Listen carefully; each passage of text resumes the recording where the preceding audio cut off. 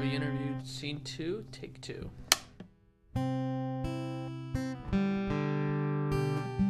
So we're at the Bozeman Pond. I spend a lot of time here. I play lacrosse here with my roommate. I come here and just walk around the pond sometimes, look for dogs. There's a lot of dogs here. It's gorgeous here.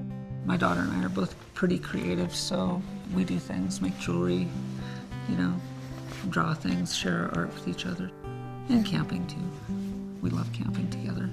I've got a bit of an overactive imagination. I would actually love to be an art director for film. I've always enjoyed seeing films, animated films, films with CG, video games and such. Well, I started doing wildlife photography seriously during the spring and summer of 2017. It's a worthwhile kind of spiritual experience for me just to be out there.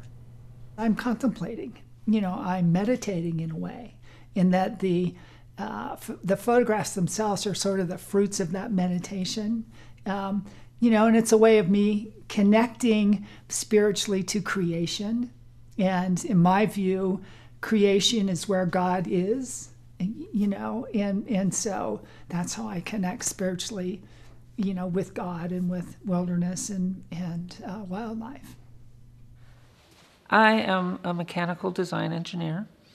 I've been working in the motorsports industry probably since 1989. Basically, I design components and stuff for all kinds of motorsports applications, and mostly to do with fuel control and testing. My dad was a mechanic, my uncle was a mechanic, and so I grew up around cars and motorcycles and fixing and building, and I was always just out there with them, looking at what they were doing and being fascinated by it, and I grew up to have a talent for it. Professionally, I think I consider myself a multimedia artist. Because right now, my next job is actually going to be a lighting artist for CGI. So I guess the main thing is basically, I folded and sculpted this, and what I basically do is the same thing. I'll grab any simple form of geometry and just give it the folds and cuts that it needs until it becomes the 3D model that I need. Once that's set, I'll basically unfold it, paint over it, and then rebuild it so that when you see it on screen, it looks exactly as it should. I will be graduating this December. I'm going back to Portland and gonna try to pursue some kind of photography career there if I can. I really like shooting photos of people. People are so interesting, and I've done a few projects regarding people. People experience their own clothing and their own expression of gender and even just like themselves in different ways, and I'm super, super intrigued by that. I'm an attorney for Disability Rights Montana, so I do litigation, but I also supervise advocates in our agency who do information and referral for people who call. The work itself is pretty gratifying, working with people who experience disability, who just need a boost, really, and I really enjoy the people that I work with. It's a very close-knit group of people, about 15, 16 employees, and we all get along and support each other like family, so I'm very happy there. I love what I do. I don't think I would have stayed this long if I didn't. My dad, having been a mechanic all his life, worked with engineers and thought that that would be a wonderful thing for one of his children to be, so he always pushed me towards it. Honestly, though, even though I had a talent for it and I kind of just fell into it, it might not have been my first choice had I not, at the time, been trying so desperately to live up to everyone's expectations to me as a boy. My passion might have more rightly fell somewhere in medicine. When I was a little kid, I was a bit of an odd child. For the longest time, I didn't really see the difference between being a boy or a girl. I just thought, oh, everyone's fun. Everyone can do what they want. Everyone should be nice to each other. When I was younger, I wanted to do gymnastics, but I never had the opportunity to, and my parents were not very okay with it. I was pretty outgoing and kind of like ridiculously energetic for a while. I knew that there was something different about me, and I couldn't quite put my finger on it. I would like ask my mom like, hey, can I wear these pants like a boy, or can I like cut my hair short like a boy? And she really didn't know what to do about that, so she would always be like, no, like you're a girl, like you shouldn't do that. Growing up as you know, as a small child, I always had this dichotomy, inside of me of the, are you a woman? Are you a girl? Are you a boy? And not knowing the answer to that. In fact, I may have sort of overcompensated and, did all of the things that little boys were, supposed to do. Because inside, I had lots of confusion about gender and who I was. And I was afraid that this female part of me was going to show through and people would know that, wait a sec, you're not really a little boy. You've got some girl in you.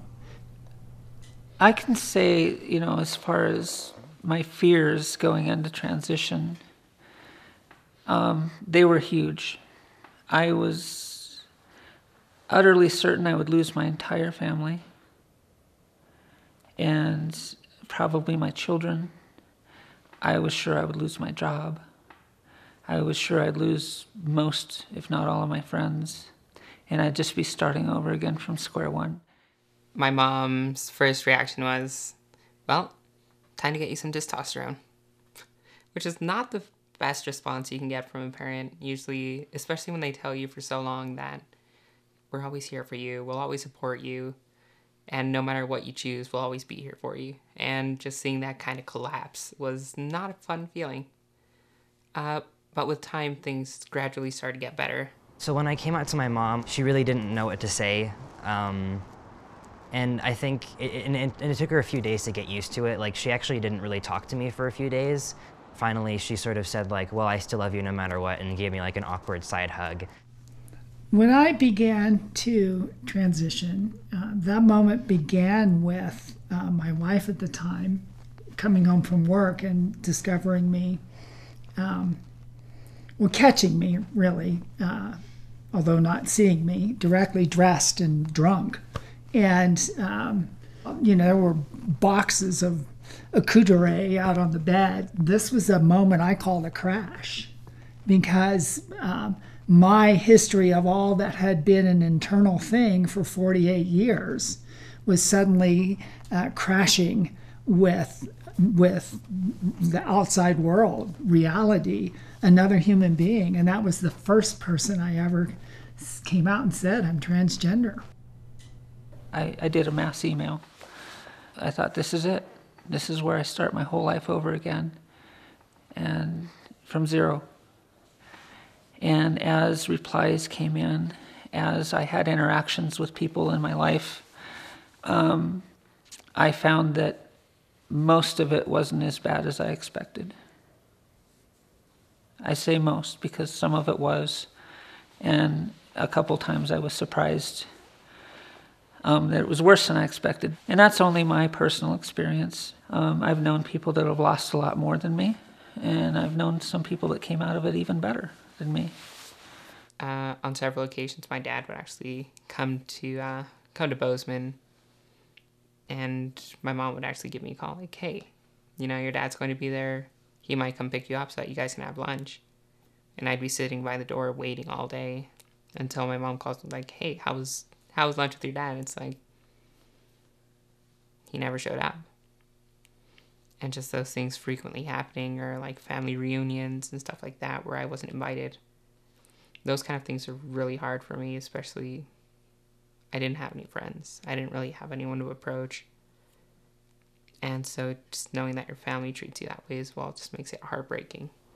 I'm very happy with the results of my surgery. I woke up the second day and my best friend was there, and they're like, hey, how are you feeling? And I was like, I didn't think this would hurt. And they're like, you're stupid. Why didn't you think this would hurt? I've known them since 5th grade, and so they were there through every different stage of it. So they've been hugely, hugely supportive of me, and we're still really close. And I don't know where I'd be without them, honestly. My spouse at the time, Peggy, was incredible. She was so selfless in that moment where she could have gotten angry and thrown me out of the house or any of a number of things. But what she did, as I cried, was hold me, and she got it right from the beginning, even though it sort of spelled the end of our marriage. because as she likes to say, she's not a lesbian and not an alcoholic. But we have remained good friends ever since. I guess some of the dumbest things people ask me is, what was the most painful part? Because to me it should be really obvious that the most painful part is losing people. I think I understand why a parent would want to grieve for a child they had, but in the end it is still the same child. Honestly, if the more supportive you are, the closer they'll be to you, the more they'll be willing to open up to you. And it might be hard for you, but it's harder for them. It's understandable that you just lost someone, because honestly, it's something to grieve about and something to be sad about, because you had a daughter or you had a son and they're just not there anymore. They're something completely different. But don't think about it as them dying or ceasing to exist. My kids, particularly my daughter, had a very difficult time and told me that they thought of me as dead. I've never had a child die, thank God, but I imagine that it's very similar. It feels like a death. How do you let go of your children? How do you let go of somebody that you love so much and have every day of their life, and you feel like are so much a part of you? It's really like trying to cut out a part of who you are. And so I had to come to some kind of settlement, really, in my own mind and heart about that, to where the door is always open for my children, but they're really not part of my life right now and have never known me as Bobby, as sober, and as a woman. You can never predict how another person, no matter how well you think you know them, is going to respond to those big and dramatic lifestyle changes. So it's so important to be patient and tolerant and understanding that it's not just about me. I don't really mind educating people about transitioning or trans people. The only issue is when they try to make it seem like they're the victims. I think one of the bigger questions is, so you were gay before you transitioned. The stupidest thing I've had someone ask me is like, so how big's your penis? I've even had people ask me if my breasts were real, and they are, but it's not nice to have people ask you. I think they're fixated on physical things. And that's the other thing. I mean, they say, well, did you hate your penis? And I'm like, well, it was actually a pretty nice one, but it belonged somewhere else.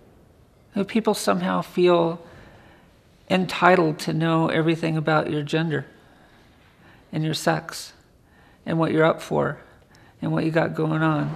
People like to ask like what my name used to be or things that like about like me in the past. I get a lot of maybe not dumb questions, but uninformed questions about what testosterone does. So like, oh, like, so do you have to do it? Do you have to do shots forever, or do you produce it now? Like, do you have sperm now? I'm like, no, that's not how it works. I wish people would ask more like deeper questions about my transition. Just because I like talking about how I feel now, like more emotion-wise than physical. Like, how are you feeling? Like, are you feeling happier with yourself? Stuff like that. People don't readily think of gender transition as anything but a physical thing. And even for people who are going through it, they're so focused on the physical part of gender transition, rather than understanding that there's a transformation in body, mind, and spirit. My gender has always been the same. Through my transformation, a lot of things changed about me, but my gender is the part that stayed the same. My gender is the part that required me to make the other changes. So whenever somebody doesn't, respect my pronouns or, call me by my preferred name, actually my real name, it's just pretty clear that they don't care about me or my feelings and don't really want to be a part of my life. So I respect that, and I cut them out. It is kind of an interesting process. It's a deeply personal process when you get to choose your own name. The name I'm using now is just a feminized version of the name I was given, and that way I could keep my monogram towels. When I first began my gender transition, people would use the male pronouns like he and him. And I carried around the bag of kisses, and I, give them a little kiss every time they said he or him. And, they'd give me this quizzical look like, what's that all about? Then I would simply respond, her, she. It's honestly very complicated. I mean, I don't like to complain, but let's be honest. I'm trans, I'm a woman of color, and I'm an immigrant. I think those are three very hated things here. In Mexico, sadly, it's basically a country run by drug lords. So the fact is that over there, even just walking down the street, if one of them approach you, wanting to like hook up or whatever, you can't say no. Things go very poorly for you. And the thing is that if you tell them, hey, I have a penis, you're going to die. Either in that moment or soon. Honestly, being in Mexico is just one of the most terrifying things for someone like me.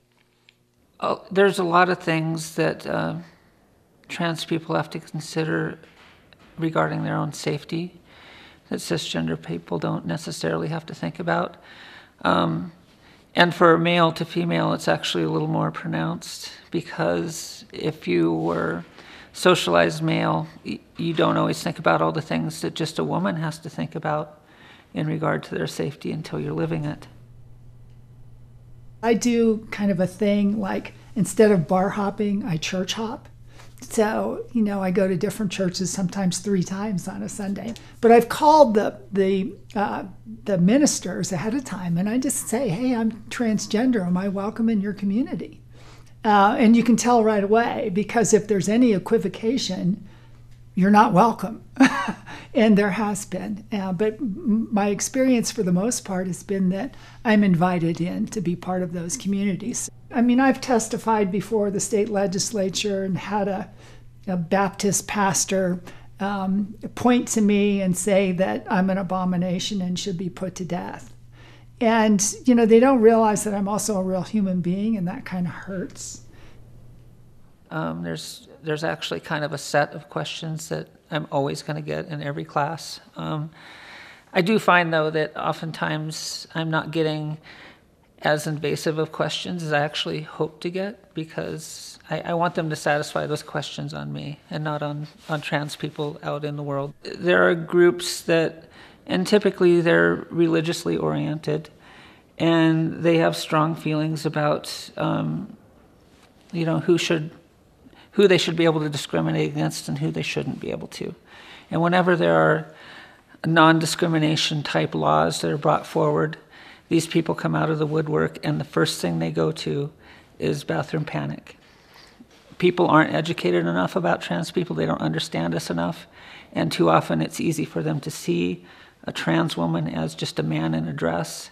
And the reality is that we've been in these bathrooms all along and nothing's happened. Because you want to see something happen, make us go into the wrong bathroom. Because if we do then something's going to happen, then people are going to notice. And the truth is that when you're a trans person just navigating everyday life, it is dangerous for you to be clocked or outed. Before I had any surgeries, if I had to spend any time in a changing room or a women's room, I was sure as hell not going to let anybody see what I had going on. And I can tell you, as a queer child in high school, I was assaulted in the bathroom, in the boys' room, by boys. Well, thank God I'm not a politician, and I don't, because I'm sure my skeletons would be thrown in front of me. When I was younger, I was a card-carrying, conservative, Republican, queer basher from hell. And I was hiding by actively denying, those things. So when I transitioned, I also got sober. So I was going through this sort of psychic upheaval anyways, in which I questioned all of my values. I think that many people go through their lives without self-reflection. And so they are forced into a moment where they are confronted with who they are and what their past is. And they will have to come to their own sense of reckoning about that. I wish there could be more stories about just trans people existing, and maybe not even necessarily about them being trans or about their transition, but just like them existing as humans, because a lot of us just exist for most of our lives. By all rights, many of us should be happier once we've been able to transition and get, to where we feel that we're comfortable in our own skin, where we feel congruent with our own body. That only answers one aspect of being a human, though. Then there's all these other people who are saying that you're not even real, and deciding that you're not worth interacting with anymore. And that can be really disheartening, because you're like, hey, world, I'm here. And world's like, hey, forget you now. You're not playing by our rules anymore. And I think that's definitely one of the bigger things. Having people's attitude completely change. It's like, hey, I'm trans. Oh, bye. I actually went to finish my studies in Vancouver. And honestly, things over there are quite amazing. And just the whole experience was different. I mean, it's not like, hey, you're a trans person. Like, no, you're a woman, and that's it. No questions asked. I find that not just my experience, but a lot of people who are transgender, have a difficult time with romance. The pool of people that are available, that are even willing to think about dating a trans person, is so incredibly small, smaller than if you're cis hetero, and smaller than if you're even gay. For me, it's been kind of difficult, finding somebody who can sort of get their heads around having a partner who's gone through this gender transition. Oh, and there's always that one person, or that group of people that are obsessed with trans people in a fetish way. It's not fun. People they can be very selfish of other people, or very objectifying. Grow up, people. Stay in school. I started dating someone who was trans also when I was 16. And I don't think it really clicked immediately, but it was a really gradual sort of like burn on to like, oh, hang on, if she can do this too, then like maybe I can also, and that would be super awesome. I'm feeling a lot happier with myself. I'm feeling a lot more at peace, I think, with who I am as a person. For the first time in my life, my emotional life is balanced. It feels right. I'm happy. I mean, genuinely happy. Honestly, I think it's mainly getting to know who you are. But just like, imagine waking up and looking into a mirror. How do you picture yourself? How do you see yourself? How can you picture yourself with a smile on your face? I want people to see me and my humanity, and I want them to connect with that. I want them to see the similarities between us, not just the difference. Because the difference is actually, 4 ounces of flesh. That's all it really amounts to. And maybe, a few textiles.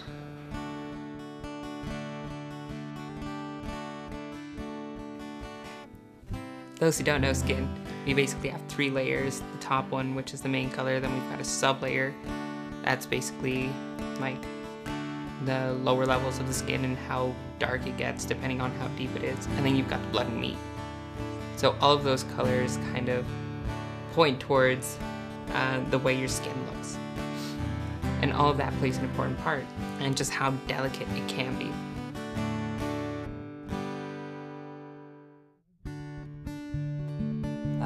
So recently was my 3rd year in testosterone, and I threw a 3rd birthday party for myself. My friends got me this Bowling Friends kit for 3-year-olds, and when they went up to the counter to get it wrapped, the cashier asked if it was okay if it had a bow on it, or if that would be too hard for the 3-year-old to open. That's the experience that I've had, and it's older men, granted, you know. So I don't. Maybe all you young men feel differently. So maybe I should date young men. Who knows?